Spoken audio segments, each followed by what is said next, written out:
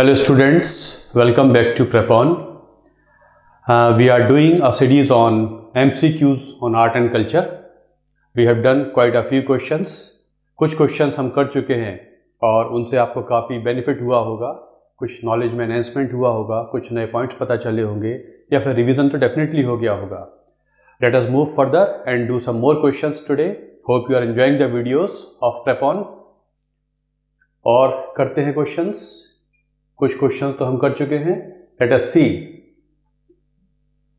Some more topics of Indian art and culture, a topic which is very very important for various exams.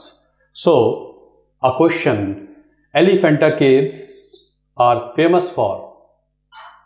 Elephanta caves are famous for. Elephanta caves located off the coast of Mumbai are famous for what?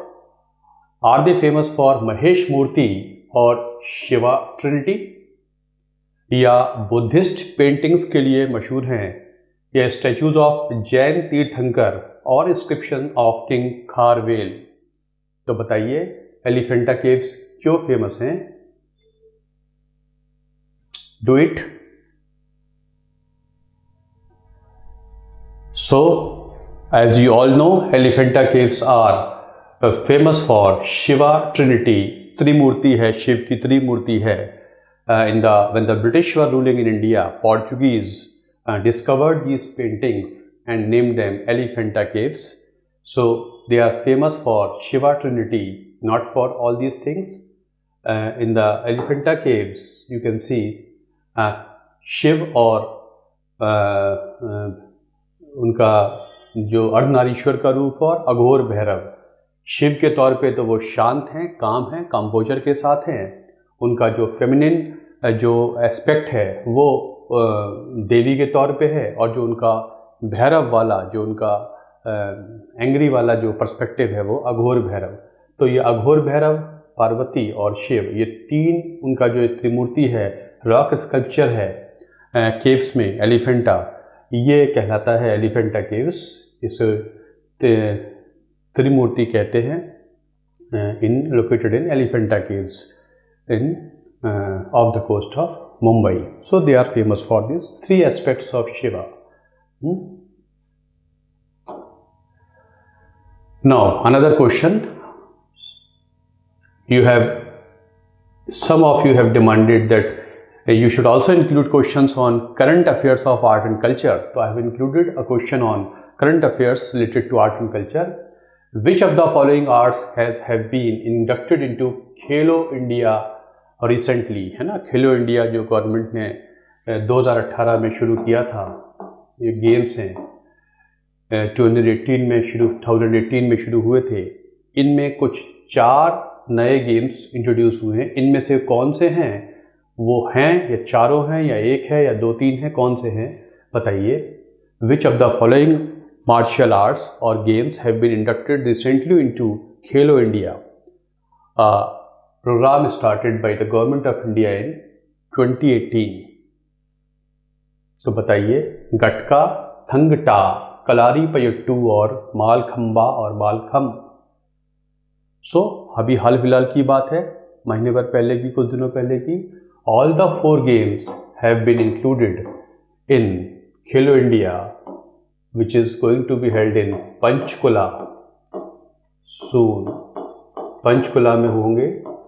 जो इसका next version है 2021 में, वो पंचकुला हरियाणा में होंगे. All the 4 games have become part of these Khelo India. Gatka, see, this is gatka. It is related to Punjab, a sort of martial art. Sticks होती हैं, sword के तौर पे उनको एक फाइटिंग गेम है. स्टिक्स को सोर्ड मानकर एक मार्शियल आर्ट है. This is Mallakhamb. Mallakhamb is related to Maharashtra.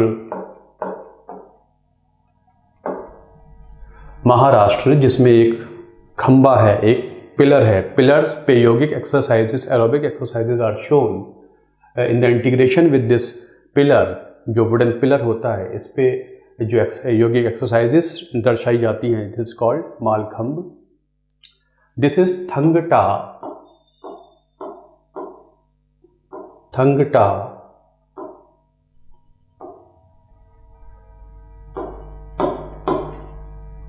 Sword and spear. Sword, thang माने सोर्ड, टा माने स्पीयर, सोर्ड स्पीयर, इसका मतलब है मणिपुर का ये मार्शियल आर्ट है।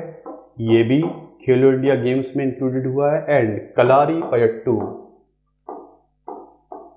कलारी पयट्टू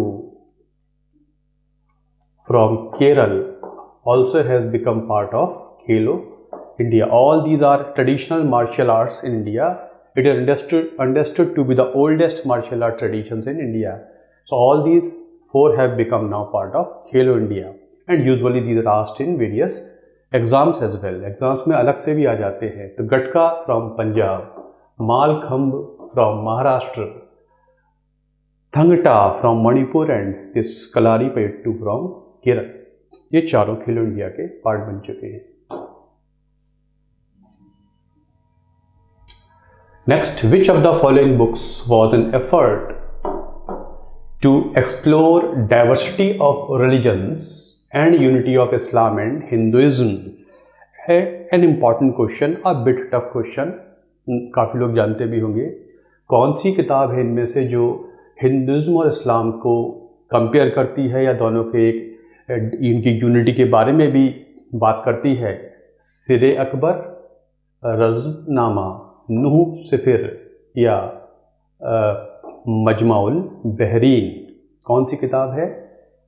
फटाफट सोचिए, बताइए। विच बुक इज दिस जो unity of Islam and Hinduism की बात करती है और धर्मों के बारे में है? तो it is Majmaul Bahrain.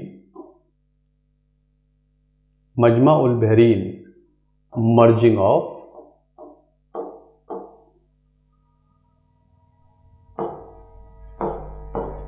To oceans. Merging of two oceans. मजमा माने मिल जाना, बहरीन माने पानी की धारा। Two streams of water will merge together in future, said Dara Shikoh. The eldest son of Shahjahan, Dara Shikoh ने किताब लिखी है। हिंदुइज्म इस्लाम दो पानी की धाराओं की तरीके से हैं जो आगे चलकर मिल जाएंगे, उनके बारे में किताब लिखता है दारा शिकोह। इन पर्शियन मजमा उल बहरीन माने पानी की धारा, मजमा माने मिल जाना। तो it is merging of two oceans और Majma ul Bahrain. Sirr Akbar is the translation of Upanishads written by Dara Shikoh. Dara Shikoh ने ही लिखा है सिर अकबर के नाम से। It is a translation of this Upanishads, Dara Shikoh. Razmnama is a translation of Mahabharat. Akbar commissioned translation of various Sanskrit books into Persian. One was this Mahabharat. Mahabharat Akbar के समय में ट्रांसलेट होती है पर्शियन में, नाम है रज़्मनामा, और it is done by Faizi. Faizi ने इसका ट्रांसलेशन किया है। नूह सिफिर, 9 स्काइज, रिटन बाय अमीर खुसरो। 9 आसमान लिखता है किताब पर्शियन में अमीर खुसरो। 9 आसमान about India. It is completely about the India, Bharat के बारे में, भारत के फ्लोरा फौना, यहाँ का मौसम, यहाँ के लोग, यहाँ के कल्चर के बारे में। Amir Khusro written a book called Nuh Sipihr, 9 आसमान, 9 स्काइज, पर्शियन में लिखता है। इसमें भारत के बारे में वो बात करता है, यहाँ की तारीफ करता है, यहाँ के पूरे कल्चर की, मौसमों की, सब के बारे में जो उसने एक प्रेज लिखी है, दैट इज़ कॉल्ड नूह सिफिर। सो सिर Akbar is Persian translation of Upanishad done by Dara Shikoh. Razmnama is Persian translation of Mahabharata done by Faizi in the time of Akbar. Nuh Sifir is a book written in Persian by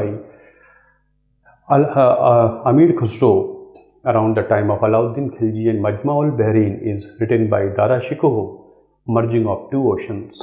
Important books. With reference to medieval India, consider the following pairs. Medieval India, कई बार question आ जाता है कि वो जो ancient India, medieval India में नाम होते थे रीजन्स के, और आज वो कहाँ लोकेटेड है, आज वो कहाँ है। It is the usual question asked in UPSC exams, बहुत कॉमनली आने लगा है। सो गौड़ वेस्ट बंगाल, इनका पेयर है, कौन सा पेयर सही है? Gaur waste Bengal, Dwarasamudra Karnataka, Jajnagar Maharashtra, Kamrup Gujarat. तो इनको मैच करना है पेयर को, कौन सा सही है, कौन से पेयर सही हैं। सो बताइए फटाफट।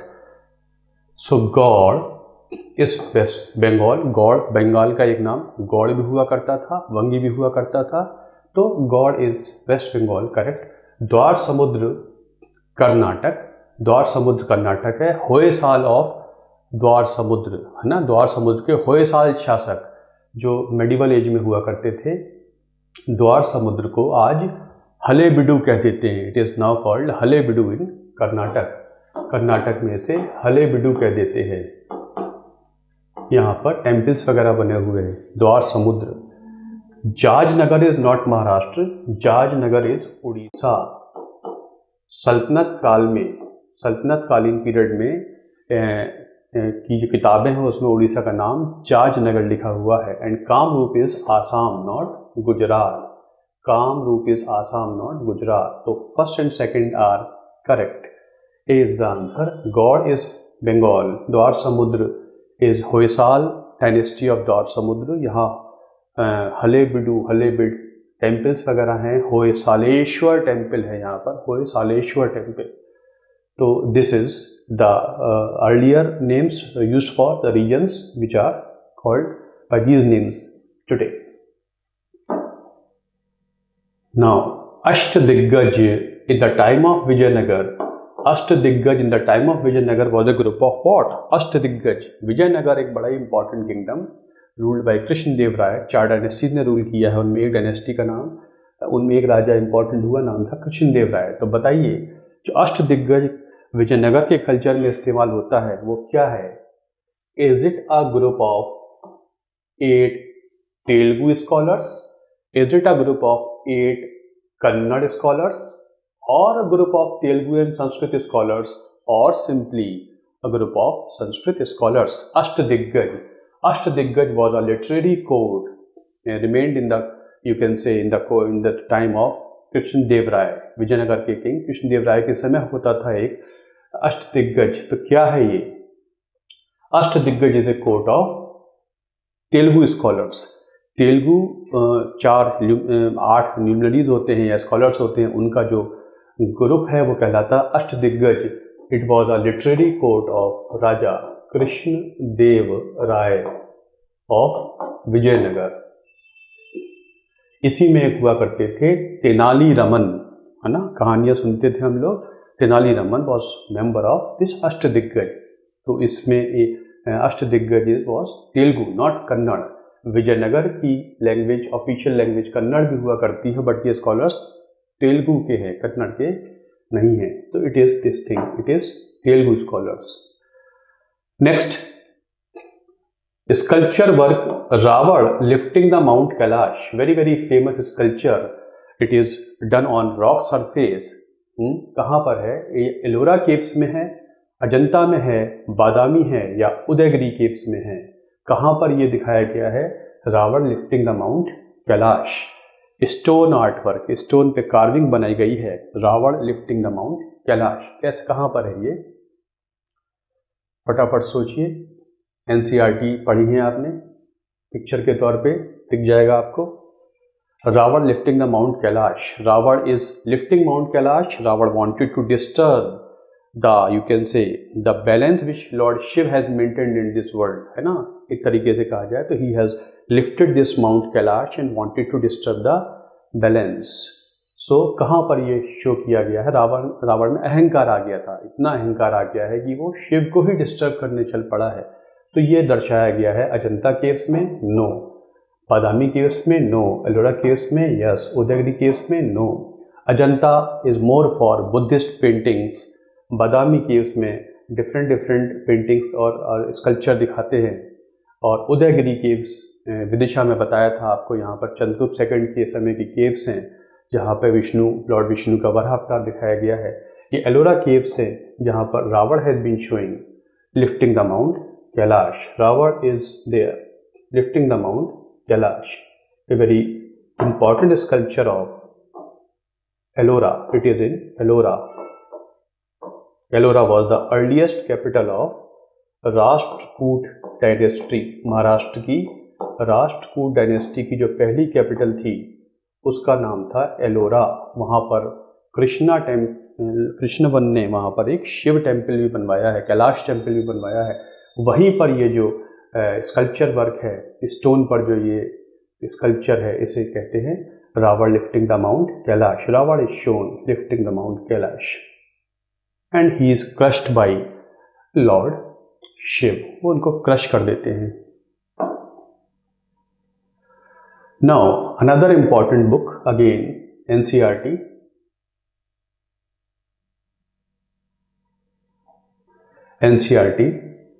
कलीला व दिमना। कलीला व Dimna was an Arabic version of which book? Kalila wa Dimna was an Arabic translation of which book? Mahabharat, Mahabhashya, Panchatantra और सूर्य सिद्धांत। कलीला व दिमना किस किताब का अरबी ट्रांसलेशन है आपको बताना है। महाभारत का है, महाभाष्य का है, पंचतंत्र का है, सूर्य सिद्धांत का है। एस्ट्रोनॉमी की किताब है सूर्य सिद्धांत, इसके बारे में है। बहुत सारी भारतीय किताबों का ट्रांसलेशन हुआ अरबी में, तो इनमें से कौन सी है? It is not Mahabharat, it is not Mahabhashya. No, Mahabhashya was in Sanskrit, it was commentary on vast Ashtadhyayi. Patanjali wrote this book. Panchatantra का ही ट्रांसलेशन है कलीला व Dimna. Panchatantra was written in Gupta period by Vishnu Sharman. नैतिक शिक्षा की कहानियाँ, नैतिक शिक्षा की कहानियाँ, उन पे एक किताब लिखी गई गुप्ता पीरियड में, पंचतंत्र कथाएं रिटन बाय विष्णु श्रमण इन संस्कृत, जिसमें पशु पक्षियों के माध्यम से नैतिक शिक्षा देने की कोशिश की गई है। पंचतंत्र, तो पंचतंत्र का अरबी वर्जन कहलाता है कलीला व दिमना। दो जयकाल हैं, कलीला और दूसरा दिमना, उनके माध्यम से कहानी बताई गई है। तो it is translation of Panchatantra. ये किताब एस्ट्रोनॉमी पे है, आर्यभट्ट से संबंधित है, और महाभाष्य एंड महाभारत। तो दिस इज दिस ट्रांसलेशन कलीला व दिमना। विद रेफरेंस टू सल्तनत पीरियड, सल्तनत period consider the following pairs. ये हम कर चुके हैं, सॉरी पीछे चले गए। So this is all for today.